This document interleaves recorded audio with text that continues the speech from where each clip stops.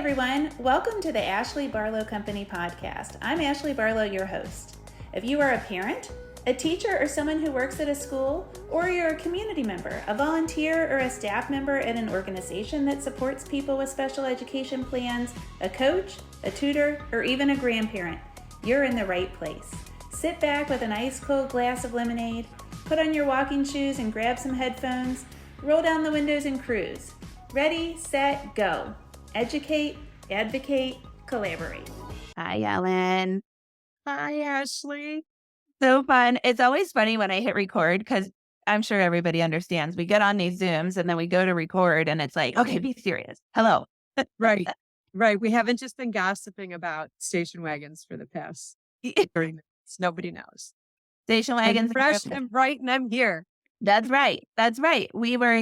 That's our warning, is that we were also talking about Roombas, which have changed my life. And we might get an unstable internet connection because even though Roombas are wonderful, they do suck up your internet. There we have it. I mean, between choosing being on a podcast and a clean floor, it's a tough. Yeah. I mean, there's a clear answer. If you have a black lab, it's clean floor all the time. You just saw that fat cat over there walk across this. I have my own issues. I need a rumba. You need one. They're amazing. Okay. Why don't we start? Do you want to introduce yourself to my audience? Let's do. My name is Ellen Snow, and I am the co-founder and president of Stand Up for Downs, but that's not why I'm here. Why I'm here is because I'm also the mother of Henry, who is my 14-year-old son with Down syndrome. I'm also mother to Charlie, my typical child, who's 19. And I live in Little Medina, Ohio, outside of Cleveland. And I am super excited to be here today. Yay. Me too. We had your husband, Rob Snow, on the podcast, I don't know, a year and a half ago. And Rob told the story about how we met. And I actually met Rob first, and then he took me down to the deep end to meet you. But why don't you tell people how we met? Oh my gosh. Weren't we Hawks K. I was going to say we were in Hawks K. And that's your zone. I had never been down to the Keys before. And that was one of the most amazing resorts. And thankfully they brought it back after the hurricane. It's nicer. But, yeah. I remember talking to you and you were in this cute little red tankini swimsuit. Oh. And we were there with our friends. And I'm like, I remember not exactly what we talked about, but I remember I felt like I could talk to you for 10 more hours. That's what I could be on vacation. Right. Yeah, that's how I felt too. I was like, oh, I want to meet them. And then later, I guess we met at a convention or something. And I was like, oh my gosh, they're my friends. We probably exchanged numbers or something because I feel like it just didn't stop there. Did it? We are now at a point where I think that we've known each other through the years at different conventions, at different seminars, you and my husband professionally with things that I mean, Hawks K was 9 years ago. I don't remember how old my kids were. But I know you're always there in the fray. And I know I've called you, I might not talk to you for a few months. Then I call you because I need advice on something. Yeah. And likewise. Yeah. It's fun. So that was a great trip. We were on our way down to Key West and our friends that had moved away were in Fort Lauderdale. So it was like the end of their spring break and beginning of ours. And we were like, let's hook up for 2 nights. It's Griffin's very best friend from grade school and they moved away. And so, it was a really special time to be with them. But similarly, I was like, I want to go meet these people, but I also want to be with my friends. So it was like, yeah. Well, we're both cut from the same cloth where, especially my husband, Rob, if I see a member of the club, no matter where I'm at, if it's appropriate for me to walk up and introduce myself and just start talking like I've known the person for 13 years, I'm doing it. Yep. Absolutely. That's the Snows for you. We are walking up to people in airports. We are bothering people in church. We are stopping on a city sidewalk. I mean, we're in the club, as we say. We're in the club. Okay, so what we're talking about today, I'm coming back to that in a second, but just by way of introduction for the people. So, Ellen, you were kicking off this series, the parent series, where I know you're like the role model. Yeah. I had better lighting. No, the lighting is see, I told you, perfectly imperfect.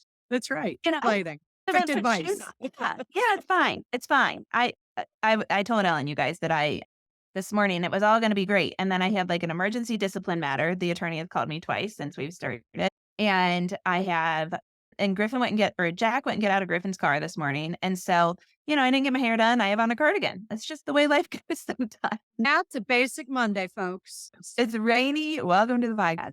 Okay. So today we're starting this series where we are talking to parents, and I've kind of hand selected parents that have like they got it. They got it. Like in some of the cases, they've got one particular skill or one particular lesson that I just think they've done a really great job at. And in the case of Ellen, I was like, I just think you're extraordinary. And you tell me what you want to talk about. And so today we're going to talk about like this big epiphany that Ellen had that kind of changed the way that she was able to caregive and have relationships with people in her family and with professionals and everything else. So we're going to talk about that. But I want to circle back to what we just said about this kind of like perfectly imperfect, life is just as it comes, because I know that that's been like a big kind of learning lesson for you guys, right? Like sometimes you just can't you want it perfect and you can make it perfect, but it actually ends up to be way more beautiful if you don't control it all, right? I agree. And I think it is safe to say that I formally retired from perfect when Henry was born. Yeah. It is not something I even care about. Obviously, I don't want something screwed up. I don't mean I want to go in the opposite direction, but I think the journey that we've had with giving Henry the best life he can give, which is every parent's goal, especially with an extra little special sauce added to it when you have a child with a developmental disability. I we've gone through too much that I'm never searching for perfect anymore. It doesn't exist. I think having, you and I both have typical children that are older than our child with disabilities. And having just gone through the college process with my son, he went to a rigorous high school. I felt like this perfection thing between, getting that college application and what's on my college resume, that perfection it's like pounded into our youth. Yeah. And I really felt like during that whole period with my older son, I turned back to what I stated in the first place. We don't do perfect. Are are you doing well enough and still balanced? Are you Yeah. taking the classes that interest you? Are you writing that essay because or are you joining this club or helping out with this nonprofit because it looks good on your resume or because you really want? If it's the former, stop right now. Yeah. And that was taught to me by raising Henry. Yeah, now I'm not saying that's for everybody, Yeah. but you want to talk about letting go of something that has just made life so much easier and simpler. And And what's more funny is beautiful. It's so much more rewarding when you're yes, working from that place of simplicity and from your heart as opposed to this like need to accomplish things and to make everything look good and to be perfect. Totally. it, and I have friends and family I love dearly that fall into that category. And I just say, gosh, that's an awful lot of energy. Well, my energy got diverted to a different place. And what I find interesting is it wasn't something, you're talking to me 14 years into having my son Henry. If you talk to me, if you ask me these questions the first 5 years, I'm like, I don't know. I don't know. Right. Like I have the benefit of looking back with hindsight a little bit on this, but I very much can pinpoint without question that I stopped caring about perfection when Henry was born. You know, pretty quickly. They say how do things change? All the all the noise has to go away if you Yeah. are going to focus on what's really important. And that was lucky for us. But one of the interesting things I find 14 years later is I have people, sometimes even strangers, comment to me about my lack of or I should say lack of perfection because I'm pretty much one of those joiner peoples, and I tend to, if I join a group or a club or an organization, I tend to always end up the president of it or something like that. And that's just who I Me too. am. I'm not Yep. trying to say that I'm great with that. It's just who I No, am. a And leader. and lots of times I'll say, "Well, we screwed that up, guys. Let's fix it." And I'm talking to a committee full of people and they're Yeah. like, "Gosh, you just really thank you. Yeah. Thank you for being real and relatable." When that wasn't my goal. My goal was like, "Wow, Yeah. I screwed up and we got to fix it, guys." Well, real and relatable, and that's like when I see those people in the club, you said you've done this 14 years in. When I see the people in the club and I go have those conversations, I feel like I'm such a different person now, 13 years in, than I was when he was 3 years in, when I was like, "Oh, I go to Washington, DC, and I advocate and I do this, and Yes. their worth is so," like shouting their worth and all that stuff. Because man, we have been in the trenches and we have seen the dichotomy of raising our high performing typical kids and our kids with disabilities, and we have had those really really awkward conversations, and we have had behavior things and all like scary medical stuff, and then we can go and say, like, look at a baby, look at a 3-year-old and be like, you know what, this is not going to be easy, but you are going to learn so much. There's this like wisdom. I think for a lot of people, it becomes cynicism, but you and I have deliberately stayed in this place of like perfectly imperfect wisdom and also knowing, my God, there's a lot more to come. There's a lot more to come. I've often had times where it was difficult for me to articulate what you said. And I'm still not great at it. But the best thing I could say to you is, I don't know why. I don't know how. And I know a large part of the population won't believe me. But for some reason, I was given a shortcut to true joy. Yeah. And it doesn't mean that it doesn't come out with tremendous effort in those scary moments, like you said, whether it be medical or Right. emotional or physical. I mean, that it as cliche as it is, it makes the joy sweeter. Yeah. And that's a gift. Yeah. That's a gift. And Yeah. and like you, when we go to like the National Down Syndrome Convention or I'm at an educational seminar somewhere, because I do have the benefit of tagging along with my husband because he works in this space professionally, but I always go wearing my mother hat. I'm Yeah. like, I'm here because right now my kid's in potty training and I'm going to the potty training Right. session. Or my child has an IEP that didn't go so well and it's not going to be that way again next year. I'm going to the IEP session. So, I'm busy being the mother tackling whatever is in Henry's life at that moment. Right. But because of him professionally, I do get the benefit of getting quite a broad view of the world of developmental disabilities, whether it be the best educational approaches, the latest medical research, Yeah. whatever's at the forefront. I know where to find it because of that. And Yeah. I realize I'm lucky that way. Well, our kids teach us those skills. Last night I was talking to a mom that has, and then we'll get into our list of questions. But I was Oh, talking to a mom with an emergency discipline matter. And I mean, I've known her my whole life. So she had these skills to begin with. But if she didn't have the skills, like she was like, okay, well, what's that statute again? I'm going to print that off. I'm going to highlight it and I'm going to take it to my meeting. And she was like, I have found that if I take a really organized binder and I have tabs and highlights, that it impresses them. I think that makes a difference. And I was like, girl, I've been preaching that for years.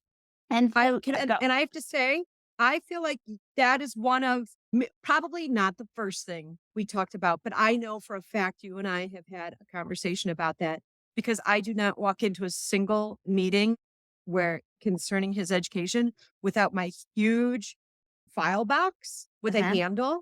yep, And there is information in there. yeah, It they can- don't have PP information. They're like, yes, yes. yeah, it works. Clear It's one code, of the life clear code. hacks, my friends. Take that with you.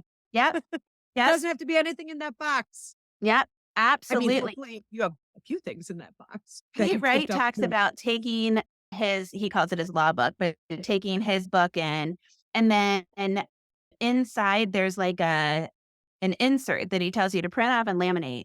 And then when you walk in, like let it fall out of the book. And he's like, oh, I'm sorry. I'm sorry. Excuse me. I dropped something. And then like flash it so that they can see, oh my God, they've got the law in their hand. They are literally holding an idea in their hand. And when Pete Wright is such an incredible presenter and he's I've been to entertaining and some whatever. right. Yeah. And it's like, Oh, that's brilliant. And I We've mean, lost the internet. oh, is yours slow? Okay, tell me when it's back. My connection's fine. Can you hear me? Can you hear me? I'm dancing. I'm dancing. But I've lost you, Ashley. Okay, I now see you. now am I I back? see you. Last thing I heard was you said talking about Pete Wright. That And so but that works. You know, if you have the law in your hand, it works. There's psychology to this. We're dealing with humans. That's the end. right, right. And like I said, those are the intangible life hacks you pick up from That's right. people, because not only do I bring a big, huge plastic hard file box, I bring a plate of cookies. 1-2 punch. Yep. I didn't bake. You You know, I probably know. bake. I didn't bake them, but I make them look store bought. So yeah, I take all the shortcuts. No I question. don't bake them for the IEP, but I bake them monthly and I put them in their mailboxes with a craft from Jack. Of course you do, you overachiever. I'm sorry, I do. You're right, you're right. It makes a big difference because and I always tell people, if that feels disingenuous and it feels like blackmail, don't take them. Because a lot of people are like, "God, that is like you're buying their appreciation." No. Gratitude to Ellen Snow and I is this Mhm. natural thing. It's hospitable. Ellen's got Midwestern values. I've got mostly Midwestern, but a lot of Southern values too. I live a mile and a half from the Mason-Dixon line. It's You've this got weird hospitality Cincinnati. buttoned up. Right, it's like Cincinnati, Kentucky, it's weird. And that's natural to us. But if you live in, New Jersey or you that feels disingenuous to you, then don't do it. Find other ways to build that Right. relationship and to make sure everybody knows how much you appreciate them and how informed you are and whatever. Ellen, I think this was a college class. I don't even think this was a law school class, but there's this idea of earned authority and vested authority. So sometimes we have to flaunt our vested authority, right? Behind my name says JD. Actually, I like to stay really humble. So if I'm signing my name and I'm not an attorney, it doesn't say comma JD because I'm like, Doesn't say I'm Ashley, you know. But there's psychology in that. I babysat for a guy and his name was Dr. Bieber, but he would call me and say, "Hi, this is John." And I loved that. Like, I called him Dr. Beaver, but he would say, "It's John." Sometimes he called himself Mr. Beaver, which I just thought was, like, so nice and humble, and I've tried to adopt that.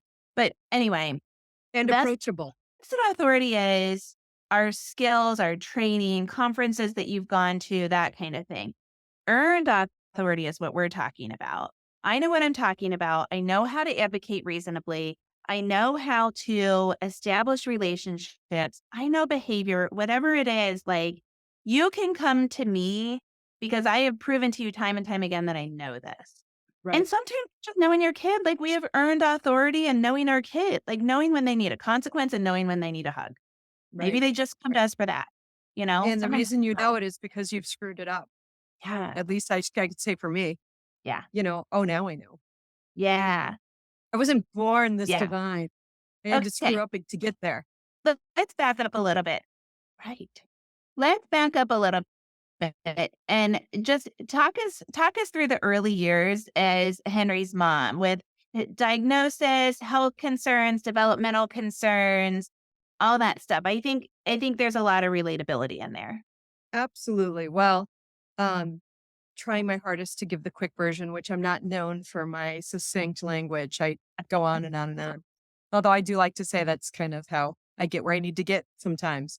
But Henry was born in 2009. And when we got pregnant with him, we were completely surprised and delighted and thrilled because I had had fertility issues and needed help in that realm with my first child and was told I would always need that sort of help.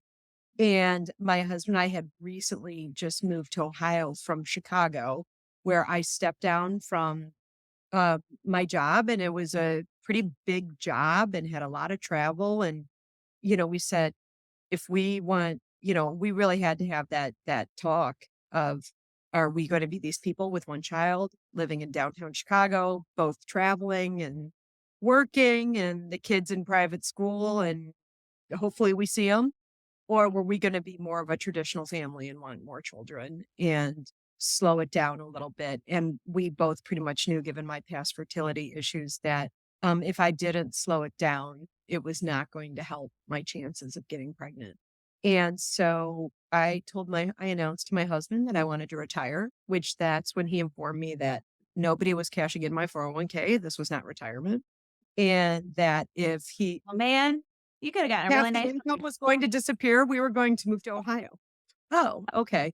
Now, that being said, my family had, even though I was born and bred in Chicago, my family had through the years, at that time, nobody lived nearby. My parents were in Michigan and his family was in Canton, Ohio, and houses were half off in Ohio compared to Chicago. So he got me. I said, okay, we'll go to Ohio. And lo and behold, Yeah. I Yeah. think Here we go. Let's in go. two, Yeah. yeah, within 2 weeks of getting Ohio, we found out we were pregnant at, I was of advanced maternal age because I was 35 when I got pregnant. I see the eye roll and I agree with the eye roll. Yeah. And uh, so, they were watching me a lot closer due to this advanced maternal age. And at his 20-week ultrasound, he had a couple of soft markers for Down syndrome. And so we went to the next level of ultrasounds and doctors, and they pulled my old. This seems like an unnecessary detail, but it actually, when I'm through, you'll understand it. Actually, it was an important detail.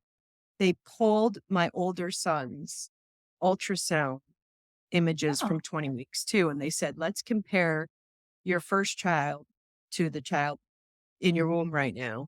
And his femur bones were like 8 days shy of what they should have been, the gestational age or whatever they call it. And, yeah. but so were my son Charlie's. Yeah. And they said wasn't 6 days, wasn't 7 days, was exactly 8 days behind where they technically should have been. And my doctor was like, look, if you do not want an NAMU, this to me, just, you guys aren't exactly the world's tallest people. This is just, your constitution. And Right. there's nothing physically we can see otherwise. And we said, we don't want an AMU. We don't want to risk it. If this is, if our child is going to be born with Down syndrome, so be it. But I will also tell you, we walked out of that room really setting aside any worries, especially after seeing my older son's ultrasound. Yeah. And the reason I say that detail is important to me is because that was good for me. Yeah. Doesn't mean it's good for everybody, to not have the fear and the worry. Oh my gosh, I'm having a child with Down syndrome. And my scientific conclusion that I will I will fight anybody on is that our children bake differently. It's almost like when you move to high altitude, you got to change the recipe a little bit. I'm Agree. telling you, there's something about our children. I have had so many friends with all the technological advancement they have now with, being able to know things at 12 weeks. I mean, we're Yeah. not going to go off into that discussion, but I can't tell you how many stories are, this might not even be a viable pregnancy. This isn't Right. developing the way it should. This isn't this. And then the baby comes out beautiful. Anyways, The stress that you can give the baby is immense. Yeah. And I'm sure that they do research that, but and that's I would have, Oh, me too. Me too. And mine was also the biophysical markers. We also did Right. not know he had Down syndrome, but we had to go through everything because his arms and legs were disproportionately shorter than his torso. But with us, they said, well, his body's probably sending nutrition. Your placenta is probably just like, 80%. And so it's sending nutrition to his torso and his head. So his arms and legs will catch up when he's out and he's getting food on the outside. And okay. that was a good enough theory that we were like, okay. And Right. now I'm an anxious person. So I was still very anxious. I actually put myself on self-induced bed rest the last 3 weeks. I would work a half day and then go to my parents' house away from my toddler and rest for 4 or 5 hours. But very, very similar path where I was like, I'm just going to assume he's okay. Yeah. Right. And like, for example, my mother-in-law is a very different type of person, although she's also she's a nurse, she's like, I would have wanted those facts. I would have wanted those facts so that I could have prepared properly. Huh? And I was like, oh, I would have been a ball of train wreck. Yeah. My life theory for pretty much everything is I'm going to panic and freak out first, and then I'll get it together and get the job done. I don't wish I was that way, but I know myself well enough to know that that's pretty much my MO. Right. Ask anybody in my family. Right. Allow me to panic. Yeah. Whereas I always admire the people who can like stone face a major emergency and then they go in the back room and cry when it's all over. I'm like, Uh-huh. I'm the other. Okay. I really screwed that up. I need to be that way, but I'm this Love. way. So when Henry was born, everything was easy and beautiful, no problems. They did decide to induce me. And uh, right after he came out, and, two nurses took him over to give him the APGAR test and clean him up and things like that. My husband, Rob, said, which by the way, this was the last thing on my mind. He said, "Hey, we had a couple soft markers for Down syndrome. Is there any way we can know that?" And literally everyone that was attending me, there was probably 6 people in the room, walked over to the baby and just left me. Yeah. And I was like, "Oh gosh, yeah." And I remember I had to kind of turn this Yeah. way over my shoulder, and it Yeah. was really awkward to try to see my child surrounded by all of these medical professionals and my husband. But when I did, I'll never forget it for as long as I live. Henry turned his little head. I mean, he had just come out of the birthing canal. The kid was, Yeah. you know, looked like that. And he looked at me and I announced, I said, "Oh, he has Down syndrome." Yeah. Cool You as a know. cucumber. As a cucumber.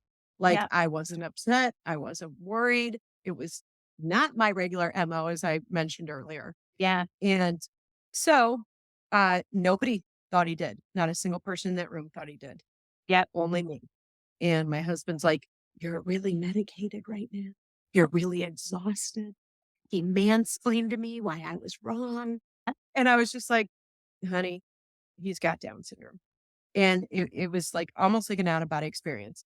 And then to wrap it up, we had our pediatrician come in. And because we were, believe it or not, we were newer in town. Like I said, we had only been in town about 9 months. I didn't have a pediatrician set up for my other child yet because his birthday hadn't come up. And when I had to put a pediatrician in the paperwork for the hospital, I asked my neighbor who our pediatrician was and just wrote that person's name. And again, that little detail comes into significance because we had the most beautiful diagnosis story.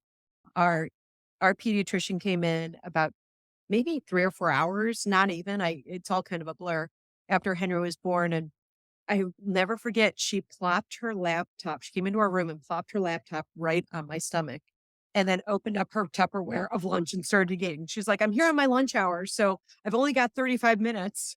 Okay. And Love. she came and checked out Henry and, was inspecting him and doing all the doctor things with him with the stethoscope and all that stuff. And she turned to us and she said, "All right, 80% chance this kid's got Down syndrome in my medical professional opinion, but we need to wait for the blood work." And she goes, "And you know what?" And meanwhile, Rob and I are like, Right. Like jaw on the "And ground. and she said she turned around her laptop at that moment so we could see the screen. And she said, "And that's amazing." And she proceeded for the next hour to show us pictures of her 4-year-old daughter with Down syndrome, playing soccer, going trick or treating, at Ah, the I got doing all the things you would expect any 4-year-old to be doing. And it was like I will always tell people she had in that moment, that person wearing that white medical coat had all yeah. the power to make or break us in that moment. And I feel like that was the very first step of our journey Yeah. in the things that we do out in the disability community. But I don't know if it would have ever happened if we didn't have that. Yeah, I've Yeah. never really thought about that, but, like, your big epiphany is is founded in a lot of trust for the medical community because 'cause we're gonna talk about your epiphany here in a second. Ish, Like, how ish. I like, it's got a lot of trust in the medical community and a lot of, like, vulnerability and need to rely on them, and I never really thought about how that's like, our birth story really starts us off with either trusting or not trusting medical Right. professional. Right. Because And mine I was didn't it was appreciate. delivered to me exactly how I needed it. It was like, I mean, immediately, the first thing the doctor said to me, and we had been through a lot, and he was like, "I see he has a lot of facial characteristics of a child with Down syndrome. We're gonna send him to a special care nursery and check him out, but right now he looks like a perfectly healthy baby." And I was like, "Okay." And like, that's what I needed. He knew it. My doctor was, like, raking his hand through his hair, and then in the recovery room, he said, "The second I saw him, I thought, 'Shit.'" And I was like, "Oh." oh, is this bad? Like, because I didn't really, I was a teacher and I knew a kid with Down syndrome. And so I was like, all right, I literally said, okay, what do we do next? Let's Right. action. So, but you're right. Like, if it's not done for you and you start off like, what do these doctors know? Or this doctor isn't treating me with respect, then yeah, that's interesting. Okay. So let's skip It, ahead it, then. it it goes to show, not everyone's story is the same, but in my world, that's like core memory from here on out Yeah. that I will Yeah. always have in my life. And I will, in fact, she's still his pediatrician to this day. Love. And we have a much deeper relationship than probably most people have with their pediatrician for a multitude of reasons. But that was certainly the first part of it. And I've subsequently through the years heard so many horrible stories Yeah. Yeah. that it's broken my heart. And I thought, well, somebody was looking out for me somewhere because if if somebody much more educated than me wearing, that medical lab coat came in and said, "Hey, sorry," like, come on, Right. that's not good for anybody. This, you Yeah. need to be, Yeah. But you not with know, your personality, and that doctor knew you guys in the instant and knew exactly what you needed. And I think so then, Ellen, let's talk about what your epiphany was. Like what okay, because so it's like you gotta do all the things, right? And then all of a you've sudden got you to just do were all the like, things. And when Henry was born, a fear did set in me. Not a fear about worrying about will this child be loved about, not a fear about, oh, what will people say? What will people think? I could have cared less about any of that. My fear was rooted in I I don't know that I can be the type of mother this kid needs. Like I need to know everything. I "Sure, need to know everything. And I look back and that prior life I mentioned where I was working full time and traveling. I was a vice president at the largest insurance brokerage company in the world. And part of wow, my job was taking care of my clients, which were the largest law firms in the world with like 4,000 attorneys, and working with the people that were actually writing the manuscript insurance policies while making sure that they were being wined and dined properly. I sort of straddled the two. I wasn't the big policy wonk. I was more of the relationship caretaker, but I needed to know what the policy wonks were talking about. And I look right, back and then, oh, that job melted my brain every day. But I look back and I said, thank God I had that training. Thank God I had that training to read hard documents, to understand legalese when I see the phrases, something that you know very yeah, well. It doesn't yeah, intimidate me. It doesn't scare me because I've been doing it for 15 years. And so I had that mindset when Henry was born, like, I'm going to learn everything. I'm going to uncover everything. I'm going to get to everything. And, and that was a cruel thing to do to myself. And I didn't know it. And I probably yeah, spent the yeah, first 3 years of his life. The kid could not so much as pass gas. If I was like, maybe he has Hirschsprung's disease. I read about that. Oh, I better go read more about that. Oh my gosh. Calm down. yeah, Calm yeah. down. Nobody was telling me that. Need to calm down. That's right. I think it came off to people more as look at her kicking ass and getting the job done.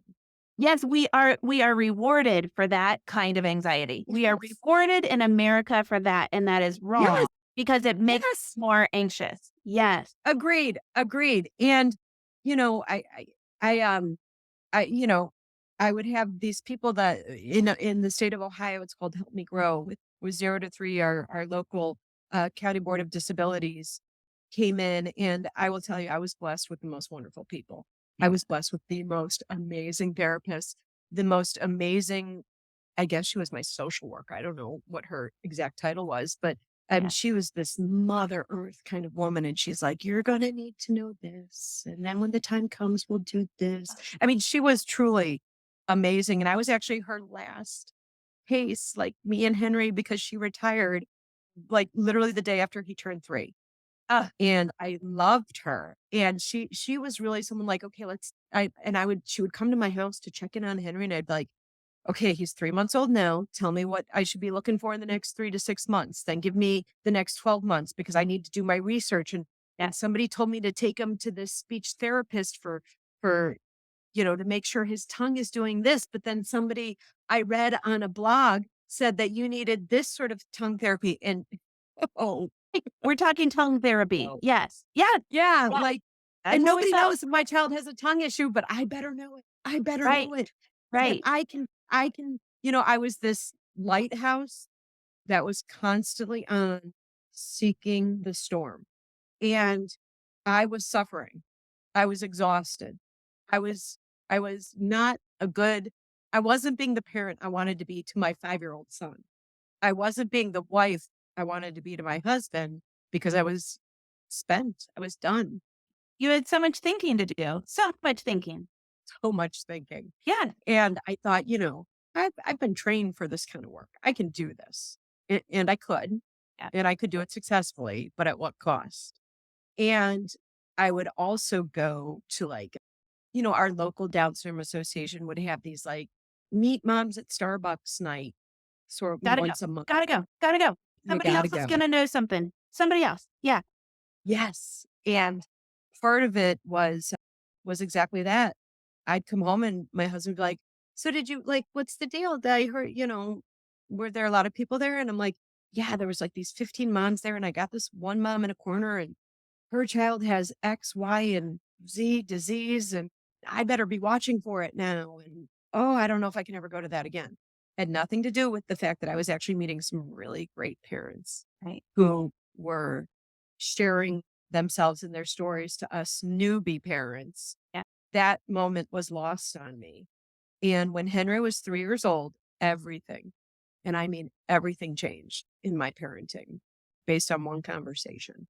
And I had actually called a woman that I would say was a very loose acquaintance. She married my neighbor from growing up, who I didn't keep in touch with, but I knew that my mom gave me her phone number and she had a child with Down syndrome who lived in Kentucky and was her child's probably 10 years older than Henry. And she was talking to me and I was like, "Hey, I was talking to my mom over Christmas and she said that your son kind of had this and I'm worried that like I'm trying to watch and see if Henry has this." And she was just wonderful. And that's another thing about this community. And I'm sure many communities where people find themselves with the same goal is that they will stop, drop everything for you if you're a total stranger and talk to you and share with you and be with you. And that's time and time again for the last 14 years. But Yeah. back to my point, she said, "Ellen, I'm happy to tell you about my son and some of those issues you ask about, but I need to tell you one thing first, and you need to hear this." I didn't even know this woman. And she said, "You don't have to know everything. What you need to know is maybe the people who know those things." Oh, you mean I just have to develop relationships? Something that, now, mind you, that is something that speaks to a strength of mine. I realize that that's not everybody's strength, but I think it shifted the whole mindset of let's use your strengths and not exhaust the part that is your adapted behavior. I was trained to be a seeker of information and uncover things, like a good lawyer. And, but it was burning me out. And the second she said that, she's like, "You don't need to know everything about this one ailment you're concerned could develop over the next 10 years. What you need to know is, okay." She's like, you tell me you go to you travel a lot with your husband, going to these conferences and these seminars. And I did. And she's like, "So just get the person's card." Yeah. Right. It's Huh. that simple. Control, like, goes out the window. It changed. I But mean, we it have to was allow like, ourselves. Like, don't you think, Ellen, there's so much humility in that? You oh, have to humble yourself to accept the help, recognize that there's other professionals out there, and then to go out and seek it. There's so much humility in that, and so many of us don't have that. so much humility in that is very true. But I was at the perfect place to hear this. Yeah. I was at the end of my rope where I didn't feel I couldn't rest because my child was only 3 and he had a whole lifetime ahead of him. Yeah. And I knew I was intelligent and I knew I was good at finding information and I knew these things, but that wasn't the right answer. Mhm. And so now I laugh, as I told you before, I'm not very good at being succinct. I I need a stenographer at a cocktail party because I've got 17 different side stories going on. And somebody better remind me what we're talking about. And, oh, hey, Ashley, did you meet my friend Susie over here? Susie has nothing to do with you, but you're going to be friends now. Like, I'm really good at that. Yes, you are. And, and I'm really good at, we joke because my oldest son is the exact same way. The biggest gift you could give us is to drop us in a room full of strangers. Uh-huh. We're your people. Uh-huh.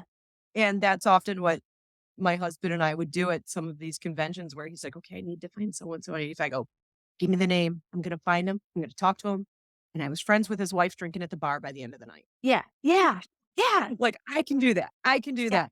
And I either want to be like in a room full of strangers with a microphone, or I want to be with like my 5 people in my inner circle talking about like, either way, I'm going to be talking about your relationship with your mom or like your pelvic floor.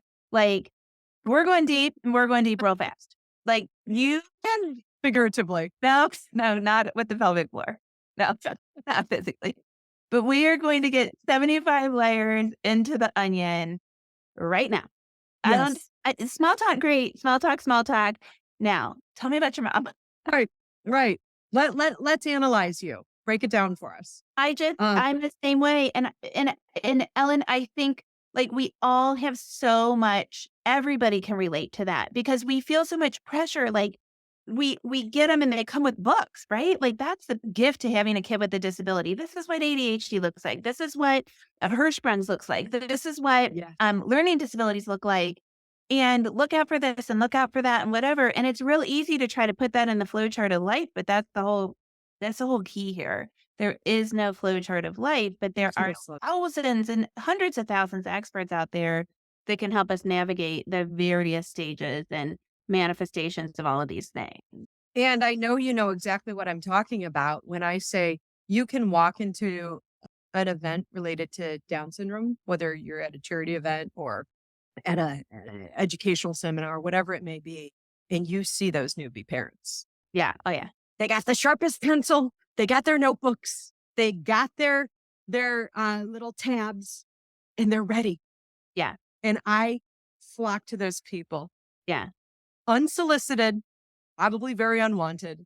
And I say, you don't need to know everything. Yeah. Just get to know, just find out who those people are that know those things. Mm. My Rolodex is very big now. And it's something that I know I'm not the only personality type out there that could benefit from that information.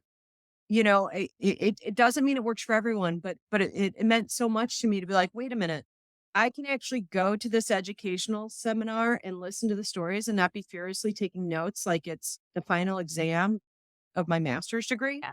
Like what? Like that pressure just released. And you don't win. There's no winning. There's no winning in this. Right. And there's no stopping it and there's no breathing. Yes, that's it. Like, I have clients. Yeah. Yeah. So good. Oh my gosh. We could go on and on and on. The one thing I want to say here is, so I think there's this fear of, well, if I let go, it's all going to unravel. This isn't letting go. You are still the general contractor. You still have the structure. You still have, you're still getting the OT to communicate with the speech therapist about whatever they're co-treating on and that sort of thing. You still have to keep it all those cogs to fit. The machine is still moving, but you're getting so much help. And it really your Henry is thriving. He's hilarious. He is successful. He is engaged. He is the most involved kid. And you and Rob through work are helping so many adults with Down syndrome to engage in their communities and to develop really important life skills. And I'm certain that all of the lessons that you've learned are impacting your work. So before we sign off, why don't we tell people any other information? Do you want to give us? So we had Rob and his national sales director, Nick. Is that what Nick? Yes, national director.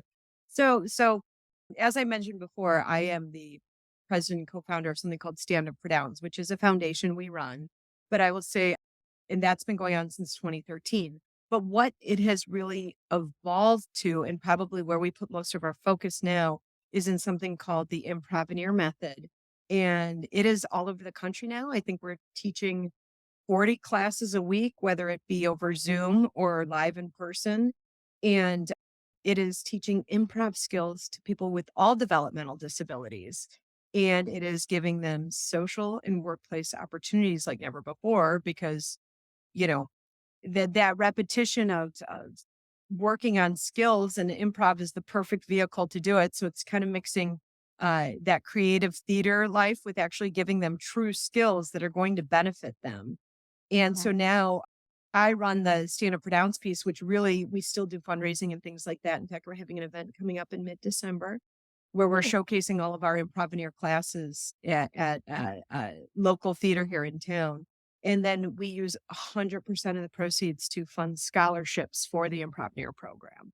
So Okay. it takes us all over the world. It takes us, and my husband has his agenda. He points to 3 people. He says, go at it, honey. And I go when I'm not wearing my mom hat and getting more, information for whatever phase of life my child is in, as we Yeah. mentioned earlier. So good. I mean, the organization is so great. I love seeing you all. And I'm just so grateful that you're a part of this community and that you can shed light for so many other parents. This is why I wanted you on here. We could do like a 5-hour episode. The two of us. Easily. Next time, can we do it in Key West? Oh, yeah, let's do. The internet connection will be even worse. Right. Nobody will be able to understand us, but we had a wonderful time filming. Right. The planes. I have recorded in Key West and you have to mute when the planes fly over. It's real fun. I just give my guests like this thing, like keep talking, I'm gonna mute, keep talking, and then they Right. just keep talking until the plane's gone. Yeah, it's fun.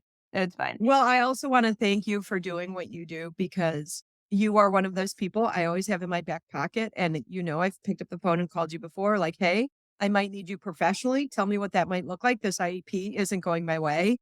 Thankfully, we dodged that bullet, but I've got your number in my pocket just in case. Or, hey, this is happening, professionally on this level. What do you think of this? Yeah. And you're someone I know has a very wide breadth of skills, and you you're one of those people that stop and drop for anyone that in order to help them with whatever they're doing. And we are so lucky to have Ashley Barlow in the world. So thank you. Thank you. It's a joy to work in this, to build these relationships. That's what we started talking about at the beginning. Like the connection that we are able to develop is a result of our kids, and being a part of this community is such an honor. So thank you for that. I feel the same way about you, and I'll continue to call you when I don't know what to do about a cussing teenager. My advice will probably be terrible, but please do. All right. Thanks, Ellen.